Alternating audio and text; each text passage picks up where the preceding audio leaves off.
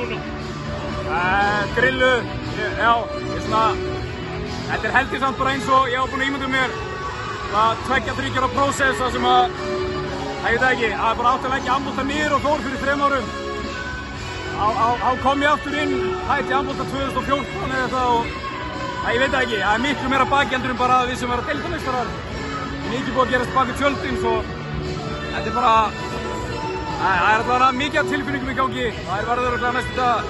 Að sjá Þór fara upp í Ólís, bara það sem að liða á heima, hvernig að sjá það? Ég náttúrulega bara grenja á bekknum hérna þegar voru, 1500 Þórsarar hérna að stíga við okkur. Sérstakt félag einhvern veginn. Sérstakt félag. Upp að þetta gera. Þetta það sem Þór stendur fyrir einhvern veginn. Það bara það að, sama hvernig gengur eiginlega þá bara mæta alltaf allir. Og við erum stolt að eiga þannig fjölskyldu.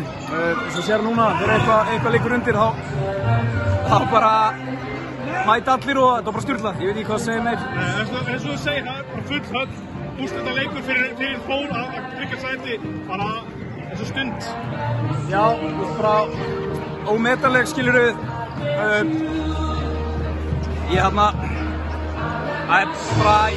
er nákvæmlega eins og það er mikið að brjótast út núna. Það er allir hérna með börn og það er allir hérna búin að leggja svo fokkið mikið á sig. Fara tvísa til Eyja, Ísafjörð fram og tilbaka og sérstaklega eftir veturinn í fyrra vorum við úrslitakeppni og töpuðum einhvern síðustu sekundu. Svo bara í alvöru talað að koma einhverja 4-5 hetjur heim. Það er sem að skiptir máli. Þeir komu heim, þeir hefðu getað að fara í Ólís allir af þeim. En við ákveðum allir saman sem hópur, gera þetta saman og erum að klára þetta saman núna.